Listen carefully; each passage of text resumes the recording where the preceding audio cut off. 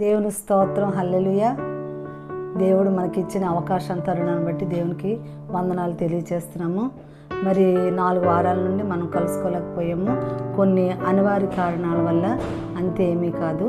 కాబట్టి ఈ యొక్క మన జీవితంలో నూతన సంవత్సరం అనుగ్రహించి మరి 10 నెలలు గడిచి 11వ నెలలో మొదటి విశ్రాంతి పునరుద్ధాన దినాన్ని మనందరము కూడుకొని స్తుతించి కనపరిచే భాగ్యం సమయ తరుణం దయచేసిన దేవునికి వేలాది వందనాలు తెలియజేస్తున్నాము. చిన్న ప్రార్థన చేసుకుందామండి. పరిశుద్ధాత్మ దేవుడా, ప్రేమ నమ్మకమైన దేవుడా, ప్రేమ కనికరముల దేవుడా, ప్రేమించువాడా, ఆదరించువాడా, ఆదుకునివాడా, బలపరచువాడా, భద్రప పరిశుద్ధాత్మ దేవ, మీకు లెక్కలేని స్తోత్రాలు. ఆకాశం సింహాసనమయ్య, భూమి పాదపీఠము, దీనులమైన మేము మీ పాదములు ఎద్దుండి స్తుతించి కనపరచుడుగా మీరు మాలో ఉండి నడిపించండి. మీరు మాతో మాట్లాడండి బాబు. మీరు మాట్లాడితే మేము బ్రతుకుతాం, మేము జీవిస్తాం అయ్యా నాయన. మా యొక్క దేవ, మా ఆశ్రయ దుర్గము మీరేనయ్యా బాబు. స్తోత్రాలు దేవా నాయన. కాబట్టి దేవ యొక్క వాక్యమును మీరు ముందుగా ఉండి నడిపించి నన్ను మరుగుపరిచి, మీ సిలువు చాటున నన్ను మరుగుపరిచి నాయన మీరే మాతో మాట్లాడి మమ్మల్ని ఆయన బ్రతికింప చేయమని బ్రతిమాలుకొనిచున్నాం. ఆయన ప్రతి గృహాన్ని దర్శించండి, వింటున్న ప్రతి బిడ్డను ఆశీర్వదించండి. ఆ గృహాలకు, కుటుంబాలకు రావాల్సిన ప్రతి ఆశీర్వాదాలు కుటుంబంపై కృంభరింప చేయమని, మీ సహాయం సన్నిధి కాపుదలు ఉంచమని చిన్న ప్రార్థన యేసు నామములో అడుగుతున్నాం తండ్రి, ఆమేన్. హల్లెలూయా, హల్లెలూయా. దేవుని స్తోత్రం, హల్లెలూయా. ఈ దినము వాక్యం మనకి దేవుడిచ్చిన వాక్యాన్ని మనం ధ్యానించుకుందామండి. 1వ దినవృత్తాంతములు 14వ అధ్యాయము 1 నుండి 7 వరకు మనం చదువుకుందామండి. దేవుని స్తోత్రం. అబియా తన పితరులతో కూడా నిద్రించగా జనులు అతన్ని దావీదు పట్టణమందు పాతిపెట్టిరి. అతనికి బదులుగా అతని కుమారుడైన ఆషా రాజాయను. ఇతని దినముల్లో దేశము 10 సంవత్సరములు నెమ్మది పొందెను. ఆష తన దేవుడైన యెహోవా దృష్టికి అనుకూలముగాను యథార్థముగాను నడిచిన వాడే అన్యదేవతల బలిపీఠములను పడగొట్టి, ఉన్నత స్థలములను పాడు చేసి, ప్రతిమలను పగులగొట్టి, దేవతాస్తంభములను కొట్టి వేయించి, వారి పితరుల దేవుడైన యెహోవాను ఆశ్రయించుటకు ధర్మశాస్త్రమును బట్టి, విధులను బట్టి క్రియలను జరిగించుటకును యోధావారికి ఆజ్ఞాపించి, ఉన్నత స్థలములను, సూర్య దేవతా స్తంభములను యోధావారి పట్టణములన్నిటిలో నుండి తీసివేసెను. అతని ఏలుబడి యందు రాజ్యము నెమ్మదిగా ఉండెను. ఆ సంవత్సరములు అతనికి యుద్ధములు లేకపోవట చేత దేశములో నెమ్మది కలిగి ఉండెను. యెహోవా అతనికి విశ్రాంతి దయచేసి ఉండగా దేవుడు యోధా దేశమున ప్రాకారములను కట్టుటకు పట్టణములను కట్టించెను. అతడు యోధావారికి ఇలాగూ ప్రకటన చేసెను, మన దేవుడైన యెహోవాను మనము ఆశ్రయించి ఉన్నాము. ఇంచినందున ఆయన మన చుట్టూను నెమ్మది కలుగు చేసి ఉన్నాడు. దేశమందు మనము నిర్భయంతరముగా తిరగవచ్చును. మనము ఈ పట్టణములను కట్టించి వాటికి ప్రాకారమును, గోపురములను, గుమ్మములను, ద్వారబంధములను అమర్చుదుము. దేవుని స్తోత్రం, హల్లెలూయా. ఇప్పుడు ఈ దినం అంశము, ధ్యానాంశం ఏమనగా దేవుడే మనకు ఆశ్రయము. దేవుడే మనకు ఆశ్రయము. ఇక్కడ మనం చూసుకున్నామంటే అబియా కుమారుడైన అబియా చనిపోయిన తర్వాత, తన పితరులతో పాతిపెట్టబడిన తర్వాత రాజు అయినప్పుడు అతను ఏం చేశాడు? అతని దినములో 10 సంవత్సరాలు నెమ్మదిగా ఉందట. ఆష పరిపాలనలో 10 సంవత్సరములు నెమ్మది కలిగి ఉన్నదట. అయితే నెమ్మది కలిగి ఉంటే ఆష మన దేవుడైన యెహోవా దృష్టికి అనుకూలముగా నడుచుకున్నాడు. ఆష దేవుని దృష్టికి అనుకూలముగా నడుచుకున్నాడు. యథార్థవంతుడుగా నడిచిన వాడే ఉన్నట్టుగా మనకు కనిపిస్తుంది. అలాగే అన్య దేవతల బలిపీఠము పడగొట్టేశాడు. రాజు అయిన తరువాత ఆష ఏం చేశాడు? దేవుని యొక్క నిబంధనలకు, ఆజ్ఞలను అనుసరించి నడుచుచూ అది యథార్థవంతుడుగా జీవిస్తూ పరిపాలన, అటువంటి యథార్థమైన పరిపాలన, దేవునికి అనుకూలమైనటువంటి పరిపాలన చేస్తూ అటువంటి జీవితం జీవించాడు ఆష. జీవించినప్పుడు అతను ఆ యొక్క రాజుగా ఉన్నప్పుడు అన్య దేవతల యొక్క బలిపీఠం అన్నిటినీ పడగొట్టి వేశాడు. అలాగే పడగొట్టి వేసింది కాకుండా ఉన్నత స్థలములను పాడు చేసిన ప్రతిమలను పడగొట్టి వేశాడు. దేవతా స్తంభములను కొట్టివేయించాడు. వారి పితరుల దేవుడిని యెహోవాను ఆశ్రయించుటకును ధర్మశాస్త్రమును బట్టి విధిని బట్టి క్రియలు జరిగించుటకును యోధా వారికి ఆజ్ఞాపించాడు. యోధా వారందరినీ జనులందరినీ సమకూర్చి వారికి ఒక ఆజ్ఞ ఇచ్చాడు. ఏమని ఆజ్ఞ ఇచ్చాడు? మనము దేవుని యొక్క ధర్మశాస్త్రానుసారంగా మనం జీవిద్దాము. అది నేర్పించాడు ఆశ. ఆ ప్రజలందరికీ కూడా ఎంత మంచి పరిపాలన చూడండి మనము. అయితే ఈ ఆశ పరిపాలన ఎటువంటి పరిపాలన? యథార్థముగా దేవుని యొక్క ఆజ్ఞలను గైకొనుచు మనం అతను యెహోవాను ఆశ్రయిస్తూ, ముఖ్యంగా ముందు యెహోవాను ఆశ్రయించుచు మనం ఆశ్రయిద్దాం. ఎవరిని ఆశ్రయిద్దాం? యెహోవాను ఆశ్రయిద్దాం. యెహోవాను ఆశ్రయించి ఆయన ఆజ్ఞలు గైకొనుచు ఆయన విధులకు లోబడి మనం జీవించి అటువంటి ఆ యొక్క మంచి పరిపాలన చేశాడు. అతనే యథార్థవంతుడుగా కాకుండా అతనే దేవుని యొక్క ఆజ్ఞలకు విధులకు లోబడి అతను ఒక్కడే కాకుండా ప్రజలందరికీ కూడా చెప్పాడనమాట. అందువలన 10 సంవత్సరములు ఆ యొక్క యోధా దేశం అంతా కూడా వెళ్ళి నెమ్మదిగా ఉంది. విశ్రాంతి ఇంకా మనం చూసుకుంటే అది రాజ్యము నెమ్మదిగా ఉండెను. అతను ఏలుబడి అంత 10 సంవత్సరం కూడా నెమ్మదిగా ఉన్నది. తర్వాత యెహోవా అతనికి విశ్రాంతి దయచేసి అతనికి ఏం చేశాడు? మంచి విశ్రాంతిగా. కానీ యుద్ధములు కూడా లేవట. అతని 10 సంవత్సరం పరిపాలన యుద్ధాలు లేవు. ఎందుకు? యెహోవాను ఆశ్రయించి యెహోవా ఆజ్ఞలు గైకొని యెహోవా విధులకు లోబడి ఆ యొక్క అతను కాకుండా ప్రజలు కూడా అందరినీ కూడా ఏకీభవించి అంత చక్కని పరిపాలన చేశాడు. ఎవరు? ఆశ. అప్పుడు ఏం కలిగింది? నెమ్మది, విశ్రాంతి కలిగింది. విశ్రాంతి కలిగిందని విశ్రాంతి తీసుకొని ఉండిపోలేదు అతను. ఆ తర్వాత ఏం చేశాడో చూద్దాం. అతడు యోధా దేశమున ప్రాకారంలో గల పట్టణంలో కట్టించను. నెమ్మదిగా ఉంది. ఒక యుద్ధాలు లేవు, ఒక గొడవలు లేవు, ఒక ఏది ఇబ్బందులు లేవు, ఏ తెగుళ్ళు లేవు, ఏ అనారోగ్యాలు లేవు, ఏమీ లేవు. ఎందుకు లేవు? దేవుని ఆశ్రయించాడు. ఆశ దేవుని ఆశ్రయించిందే కాకుండా ఆయన ఆజ్ఞలను ఆయన విధులకు లోబడి పరిపాలన చేశాడు. అన్య దేవతల స్తంభాలన్నిటిని పడగొట్టాడు, ప్రతిమలన్నిటినీ పడగొట్టాడు. ఉన్నత స్థానంలో ఉన్న ఆ కోటలన్నిటినీ ఆ అన్య దేవతలన్నిటినీ పడగొట్టి వేసి మనము దేవుణ్ణి, మన దేవుడైన యెహోవాను మనం ఆశ్రయిద్దాము అని ప్రజలందరికీ చెప్పాడు. ఆయన విధులు గైకుందాము, ఆయన ఆజ్ఞలకు లోబడి ఉందాము అని వారికి చెప్తే అప్పుడు ఆ 10 సంవత్సరాలు కూడా ఆ రాజ్యం అంతటా యోధా దేశం అంతటా ఎలా ఉంది? చాలా నెమ్మదిగా ఉంది. విశ్రాంతి కలిగి ఉన్నదట. నెమ్మదిగా శాంతి సమాధానాలతో విశ్రాంతితో అదే 10 సంవత్సరాలు ఆశ పరిపాలనలు. అలా ఆ టైం అప్పుడు ఏం చేశాడు? పట్టణముల యొక్క ప్రాకారములు కట్టాడు. పట్టణాల యొక్క ప్రాకారాలు కట్టాడు. ఊరికి విశ్రాంతి తీసుకుని ఉండిపోలేదు. ప్రాకారాలు కట్టించాడు. పట్టణములుగా ప్రాకారం కట్టించాను. అతడు యోధా వారికి ఇలాగ ప్రకటన చేశాను. యోధా వారందరికీ ఇలా ప్రకటన చేశాడు. ఏమని? మన దేవుడైన యెహోవాను మనము ఆశ్రయించితిమి. మనం ఎవరిని ఇంత శాంతి, ఇంత సమాధానము, ఇంత నెమ్మది మనకి దొరికిందంటే మనం ఎవరిని ఆశ్రయించాము? యెహోవాను ఆశ్రయించాము. ప్రజలందరినీ సమకూర్చి వారికి చెప్తున్నాడు. మనకి యొక్క నా పరిపాలనలో దేశమంతా శాంతిగా, సమాధానంగా, విశ్రాంతిగా, నెమ్మదిగా ఉన్నదంటే ఎందుకు కారణం అంటే మనము యెహోవానే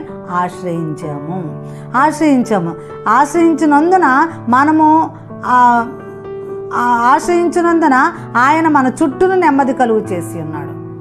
మనము యెహోవాను ఆశ్రయించినందున మన చుట్టూ కూడా ఆయన ఆశ్రయమై ఉన్నాడు. దేవుని స్తోత్రం, హల్లెలూయా. ఎందుకు? మనము ఆయన్ని ఆశ్రయించాం కాబట్టి ఆయన మన చుట్టూ ఎలాగున్నాడు? ఆశ్రయంగా ఉన్నాడు మనకి.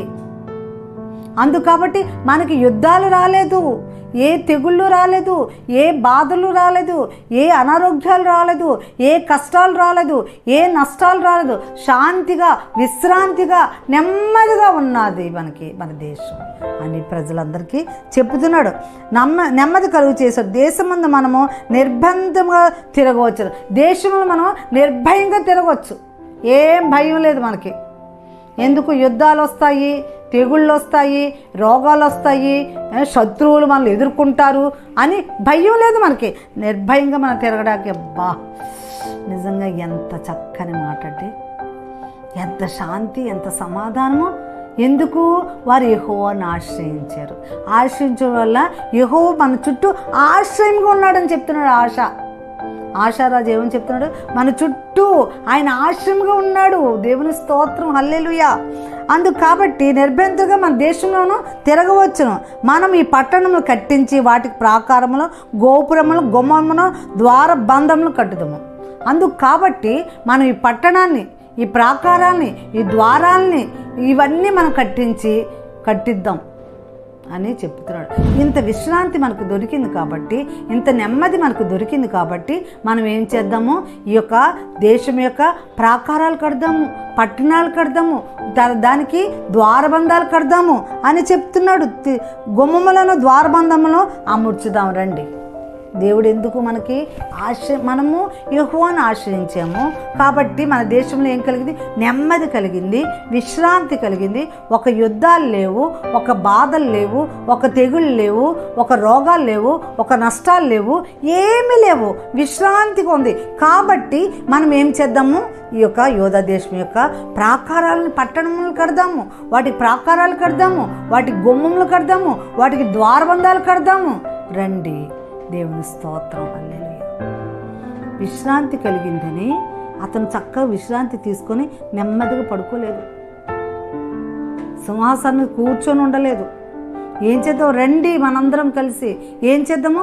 ప్రాకారాలు కడదాము, పట్టణములు కడదాము, దానికి ప్రాకారాలు కడదాము, దానికి గుమ్మములు కడదాము, దానికి ద్వారబంధములు అమర్చుదాం రండి. ద్వారబంధములు అమర్చుదాం రండి. దేవుని స్తోత్రం. ఎంత శాంతి, ఎంత నెమ్మది. ఎందుకు? యెహోవాను ఆశ్రయించడం వల్ల. యెహోవాను ఆశ్రయించి అదే మనం దావీదు కీర్తనలోని మనము తెలుసుకుందామండి. దావీదు కీర్తనలో మరి దావీదు మహారాజు రాసిన తర్వాత చాలామంది రాశారు కాబట్టి వారు దేవుణ్ణి మనకు ఆశ్రయము, దేవుడు మనకు ఆశ్రయము అని మన దావీదు కీర్తనలో ఎన్నిసార్లు రాయబడి ఉన్నదో చూద్దామండి. ఎన్నిసార్లు? 38 సార్లు రాయబడి ఉన్నదండి. మన దావీదు కీర్తనలో 38 సార్లు రాయబడి ఉన్నది దేవుడే మనకు ఆశ్రయమని. అది ఒకటి చదువుతాను వినండి. కీర్తనలు 2:12 చూసుకున్నామంటే ఆయన ఆశ్రయించిన నరుడు ధన్యుడు. దేవుని స్తోత్రం, హల్లెలూయా. ఆయన ఆశ్రయించిన నరుడు ధన్యుడు. ఇక్కడ ఆశాపు ఏమేడు? ధన్యత పొందుకున్నాడు. ఆ ధన్యత పొందుకున్నాడు కాబట్టి దేవుణ్ణి ఆశ్రయించాడు కాబట్టి ధన్యుడై నిర్భయంగా దేశంలో తిరుగుదాం రండి. మనకేమీ భయం లేదు, మనం దేనికి భయపడక్కర్లేదు. అందుకు కాబట్టి మనం ఖాళీగా ఉండొద్దు. పట్టణాలు కడదాము, దానికి ప్రాకారాలు కడదాము, దానికి గుమ్మలకు కడదాము, దానికి ద్వారబంధాలు అమర్చుదాము రండి. ఎందుకు? ధన్యుడై ఉన్నాడు. అందుకే ఏమని ఉన్నాడు? కీర్తన 2:12 నన్ను ఆశ్రయించు నరుడు ధన్యుడు. అలాగే కీర్తన 5:11 చూద్దాం చూడండి. నిన్ను ఆశ్రయించువాడు సంతోషించుదురు. నిన్ను ఆశ్రయించువారు, యెహోవాను ఆశ్రయించువారు సంతోషిస్తారు. ఇక్కడ ఆశాపు ఆ యొక్క పరిపాలనలో ఎలాగున్నది? నెమ్మది కలిగి ఉన్నది, శాంతి కలిగి విశ్రాంతి నాకు దయచేశాడు. అందుకు సంతోషంగా ఉన్నాడు. ఏ భయం లేదు, నిర్బంధము మన దేశంలో మనం తిరుగుదాం. ఒక యుద్ధాలు వస్తాయి, శత్రువులు వస్తారు, అలాంటి తెగుళ్ళు వస్తాయి, రోగాలు వస్తాయి, మనకు భయం లేదు. ఎందుకు? మన దేవుణ్ణి, యెహోవా దేవుని ఆశ్రయించున్నాం అని చెప్తున్నాడు. అలాగే కీర్తనలు 9:10 చూసామంటే యెహోవా నిన్ను ఆశ్రయించు వారిని నీవు విడిచిపెట్టువాడు కాదు. దేవుని స్తోత్రం, హల్లెలూయా. నిన్ను ఆశ్రయించు వారిని నీవు విడిచిపెట్టు. ఆశాపు ఆ యొక్క ప్రజలు అందరూ కూడా యెహోవాను ఆశ్రయించారు కాబట్టి కాబట్టి వాళ్ళని విడిచిపెట్టలేదు దేవుడు, వారికి తోడుగా ఉన్నాడు. ఉండి వారు ఏమని చెప్తున్న ఆశాపు, మనము యెహోవాను ఆశ్రయించే కాబట్టి యెహోవా మనకు ఆశ్రయంగా మన చుట్టూ ఉన్నాడు. దేవుని స్తోత్రం, హల్లెలూయా. యెహోవా మనకు ఎలాగున్నాడు? ఆశ్రయంగా మన చుట్టూ ఉన్నాడు దేవుడు. దేవుని స్తోత్రం, హల్లెలూయా. ఆశ్రయంగా ఉన్నాడు అని చెప్తున్నాడు ఎవరు? ఆశాపు. అలాగే ఇక్కడ కీర్తన 9:10 కూడా చూసే 5:11 నిన్ను ఆశ్రయించువారు సంతోషించుదురు. సంతోషంగా ఉన్నాడు ఆశాపు. ఆ సంతోషం కావాలంటే మనం ఎవరిని ఆశ్రయించాలి? యెహోవాను ఆశ్రయించుకొని ఉండాలి. మానవుని నమ్ముకుంటే కంటేను యెహోవాను ఆశ్రయించట మేలు, రాజులు నమ్ముకుంటే కంటేను యెహోవాను ఆశ్రయించట మేలు అని చెప్పాడు. అలాగే కీర్తన 9:10 చూద్దాం. యెహోవా నిన్ను ఆశ్రయించు వాణ్ణి నీవు విడిచిపెట్టువాడు కాదు. నిన్ను మనం యెహోవాను ఆశ్రయిస్తే ఆయన మనల్ని విడిచిపెట్టడు. అలాగే కీర్తన 14:6 చూసామంటే ఆయనను యెహోవా వారికి ఆశ్రమై ఉన్నాడు. అయినా యెహోవా ఆశాపుకి ఆశ్రమై ఉన్నాడు. దేవుని స్తోత్రం, ఎంత గొప్ప దేవుడు చూడండి. కీర్తనలో 14:6 చూసుకున్నామంటే ఆయనను యెహోవా వారికి ఆశ్రమై ఉన్నాడు. కీర్తనలో 18:37 చూసుకున్నామంటే మన దేవుడు తప్ప ఆశ్రయదుర్గం ఏది? మన దేవుడు తప్ప మనం ఆశ్రయించాలంటే మన దేవుడు తప్ప ఇంకెవ్వరు, ఏ దుర్గము లేదు మనకి. యెహోవాయే మన ఆశ్రయదుర్గం అని కీర్తనలు చెప్తుందండి. కీర్తనలో 18:46 చూసుకున్నామంటే నా ఆశ్రయదుర్గమైన వాడు స్తోత్రార్హుడు. మనము ఎవరిని స్తోత్రించాలి? ఎవరికి స్తుతులు అర్పించాలి? ఎవరిని పూజించాలి? ఎవరిని ధ్యానించాలి? ఎవరిని పొగడాలి? మనము యెహోవా. ఎందుకు? ఆయన మనకు ఆశ్రమై ఉన్నాడు కాబట్టి మన స్తుతులు స్తోత్రాలు ఆయనకే చెల్లాలి. దేవుని స్తోత్రం. కీర్తన 19:14 చూసుకున్నట్టే యెహోవా నా ఆశ్రయదుర్గమా, నా విమోచకుడా, నా నోటి మాటలను నా హృదయ ధ్యానమును నీ దృష్టికి అంగీకారముగా ఉండును గాక. దేవుని స్తోత్రం. ప్రతిదీ మన మాట, ప్రతిదీ కూడా మన నోటి మాటలు, మనకు విమోచనగా ఉన్నాడు. యెహోవా ఎలాగున్నాడు? మనకి విమోచన కర్తగా ఉన్నాడు.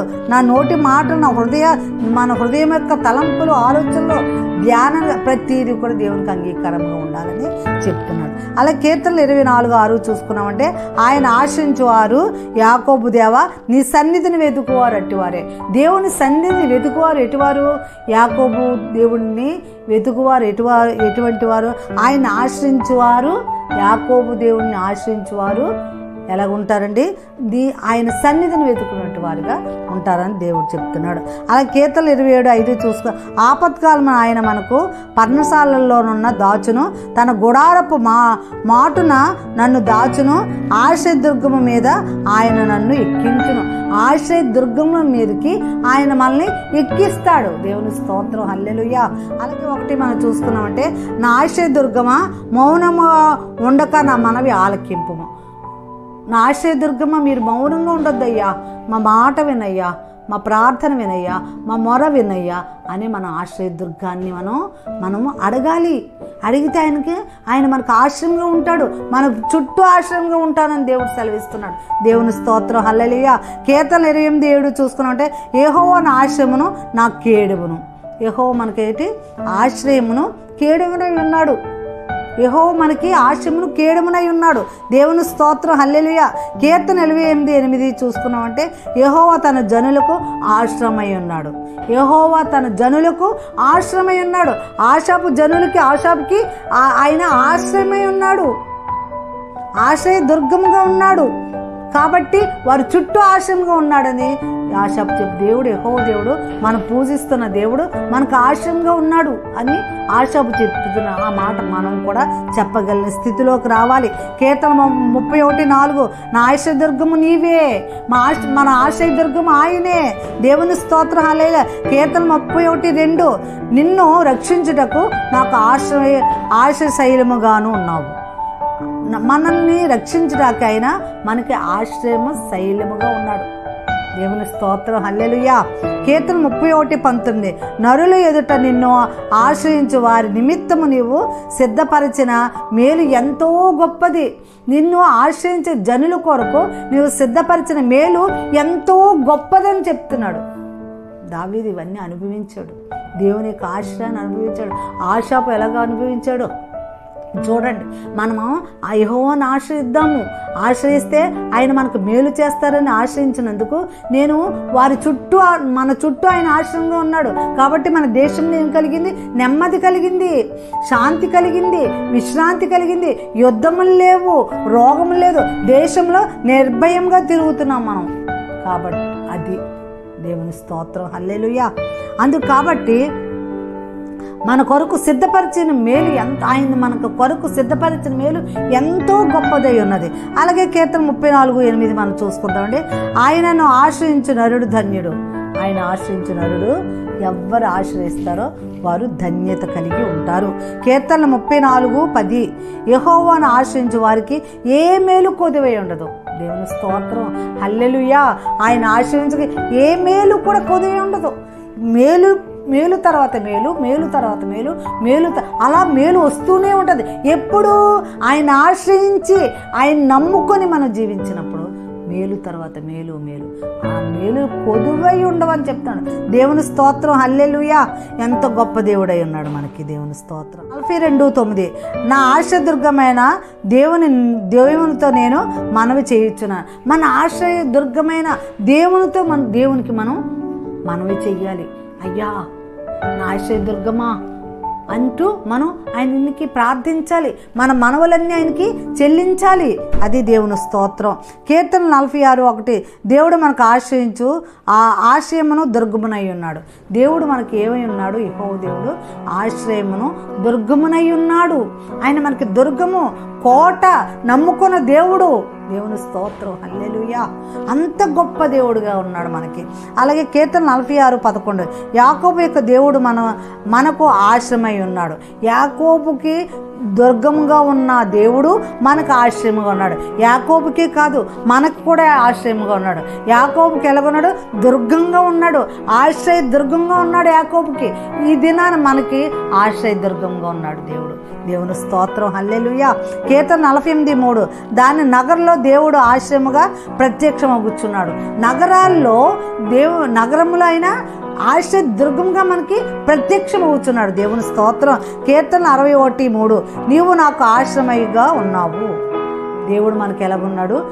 ఎందుకంటే ఇవన్నీ మన కీర్తన గ్రంథంలో మొత్తం ఎన్నిసార్లు ఆశ్రయం అని రాయబడి అవన్నీ రిఫరెన్స్తో రాసుకోవడం జరిగింది. కీర్తన 62:2 ఆయనే నా ఆశ్రయ దుర్గము, ఆయనే నా రక్షణకర్త. ఆయన మనకు ఆశ్రయ దుర్గము, రక్షణకర్తగా కూడా ఉన్నాడు. దేవుడు మనకి మనల్ని రక్షిస్తున్నాడు. మన చుట్టూ రక్షణ దుర్గంగా ఉంటున్నాడు, మన చుట్టూ ఆశ్రయముగా ఉంటున్నాడు, మన చుట్టూ ఒక ప్రాకారముగా ఉంటున్నాడు, మన చుట్టూ ఒక కోటగా ఉంటున్నాడు. దేవుడి స్తోత్రం. అబ్బా, ఇంతగా ఉంటే మనకి ఏమమ్మా భయం? ఏ భయం ఉండదు. అందుకే ఏమని చెప్తున్నాడు ఆశాపు? మనకి ఏ భయం, దేశం నిర్భయంగా మనం తిరగవచ్చు. మన యుద్ధాలు మన మీదకి రావట్లేదు, శత్రువులు మన మీదకి రావట్లేదు, రోగాలు తెగులు ఏవి రావు, నిర్భయంగా మన దేశంలో తిరగవచ్చు అని ఎవరు ఆశాపు చెప్తున్నాడు. అలాగే కీర్తన 62:6 ఆయనే నా ఆశ్రయదుర్గము, నా రక్షణాధారం. కీర్తన 62:7 నా బలమైన ఆశ్రయదుర్గము. మన బలమైనటువంటి ఆశ్రయదుర్గంగా ఉన్నాడు దేవుడు. ఇదన్నా బలమైనటువంటి ఆశ్రయ దుర్గాలు పడిపోతాయి. ఏటొస్తే పడిపోతాయి? భూకంపాలు అవి వస్తే అదొక దుర్గం స్థాపించినప్పుడు భూకంపం కానీ ఏదైనా వచ్చింది కానీ ఆయన అలా పడిపోయేటి దుర్గం కాదు, బలమైన దుర్గము. దేవుని స్తోత్రం. అయ్యి ఉన్నాడు మనకి. దేవుని స్తోత్రం. మన జీవితాంతము కూడా మన పిల్లల తరాలకి ఒక బలమైన దుర్గంగా ఉంటాడు దేవుడు. ఎందుకు? మనం ఆయన్ని ఆశ్రయించినప్పుడు. ఆయన ఆశ్రయించి మనము ఉండాలని దేవుడు దినాన్ని మనకు చెప్తున్నాడు. అలాగే కీర్తన 62:8 దేవుడు మనకు ఆశ్రయం, దేవుడు మనకి ఆశ్రమం. అలా కీర్తన 71:5 బాల్యం నుండి నా ఆశ్రయం నీవే. దేవుని స్తోత్రం. మన బాల్యం నుండి తల్లి గర్భములో పెండముగా పడింది మొదలుకొని ఈ క్షణం వరకు ఆయన మనకు ఆశ్రమై ఉన్నాడు. దేవుని స్తోత్రం. ఎంత గొప్ప దేవుడో చూసుకోండి. అలాగే కీర్తనలో 73:26 దేవుడు నిత్యము నా హృదయమునకు ఆశ్రయదుర్గమును స్వాచ్ఛమునై ఉన్నాడు. నిత్యము మన హృదయానికి ఎలాగున్నాడు? ఆశ్రయ దుర్గముగా ఆశ్రయదుర్గంగా స్వాస్థ్యమునై ఉన్నాడు. మన స్వాస్థ్యమైపోయాడు దేవుడు. ఈ దినాన్ని మనకి ఎలాగున్నాడు? ఆశ్రయదుర్గముగా కాకుండా మనకి మన స్వాస్థ్యంగా ఉన్నాడు. మన స్వాస్థ్యము, మన తల్లిదండ్రులు మనకు స్వాస్థ్యం ఎలాగో అలాగే మన దేవుడు మనకు స్వాస్థ్యమై ఉన్నాడు. మన తండ్రి, మన కన్న తండ్రి, మన తల్లిదండ్రుల కంటే ముందు మన దేవుడు. కాబట్టి తల్లి గర్భములో పిండంగా పడింది మొదలు ఆయన మనల్ని చూచాడు. ఆయన కన్నులు మనల్ని చూచేయి. దేవుని స్తోత్రం, హల్లెలూయా. తల్లిదండ్రులు కూడా రూపాన్ని చూడలేరు, గర్భం ఆయన మనల్ని మొదటగా ఎవరితో ఆయన మనల్ని చూశాడు. దేవుని స్తోత్రం. ఎంత గొప్ప దేవుడమ్మా, దేవుని స్తోత్రం. అందుకు ఆయన మనకేమైనా స్వాస్థ్యమై ఉన్నాడు దేవుడు. ఆయన ఆశ్రయదుర్గమే కాదు, స్వాస్థ్యంగా ఉన్నాడు. దేవుని స్తోత్రం, హల్లెలూయా. కీర్తన 78:25 దేవుడు తమకు ఆశ్రయదుర్గమునై ఉన్నాడు. దేవుడు మనకు ఆశ్రయమును దుర్గమునై ఉన్నాడు. అలా కీర్తన 91:2 ఆయనే నాకు ఆశ్రయము, నా కోట, నేను నమ్ముకున్న దేవుడని. 91 దావీదు కీర్తనలో ఏటుంది? ఆయనే నాకు ఆశ్రయము, నా కోట, నేను నమ్ముకున్న నా దేవుడని చెప్తున్నాడు. ఆయన మనం నమ్ముకున్న మన దేవుడు, మన కోట, ఆయనే మన ఆశ్రయము. మనం ఆశ్రయించాలి ఎవరిని? ఆయన ఆశ్రయించాలి.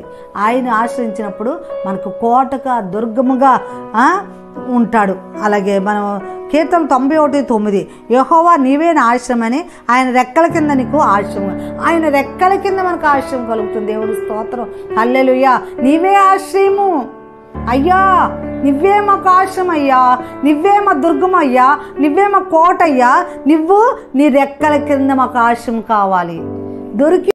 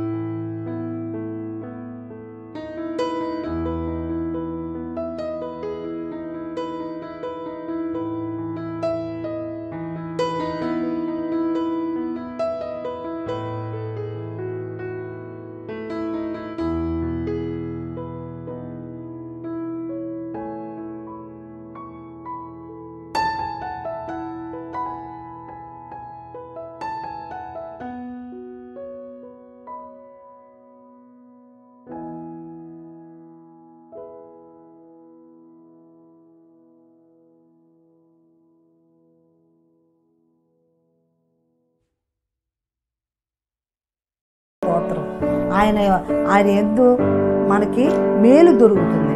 ఆశ్రయం దొరికిందంటే మనకి మేలు దొరుకుతుంది. అలాగే 142:5 నా ఆశ్రయదుర్గము నీవే. మళ్ళీ 144:1 నాకు ఆశ్రయదుర్గమును యెహోవా సన్నుతింపబడును. నా ఆశ్రయదుర్గమగు యెహోవా సన్నుతింపబడును. దేవుని స్తోత్రం, హల్లెలూయా. దేవుని స్తోత్రం. అది ఆయన్ని ఆశ్రయదుర్గమైన యెహోవా సన్నుతింపబడాలి. ఆయన్ని మనం పూజించాలి, స్తుతించాలి, ఘనపరచాలి. మనకి మేలు కలిగింది కాబట్టి మనం ఆయన్ని ఘనపరుస్తూ ఉండాలి. దేవుని స్తోత్రం, హల్లెలూయా. అలాగే 144:1 నాకు ఆశీర్వాదం యెహోవా సన్నిధింపబడును గాక. 144:2 నా కేడము నా ఆశయము ఆయనే, నా కేడము నా ఆశయము ఆయనే. 38 సార్లు రాయబడింది ఆశీర్వాద కీర్తన గ్రంథంలో. దేవుని స్తోత్రం. ఎన్నిసార్లు ఆశ్రయదుర్గముగా ఉన్నాడో చూడండి. అంటే మన జీవితాంతం ఆయన మనకు ఆశ్రయదుర్గంగా ఉంటాడు.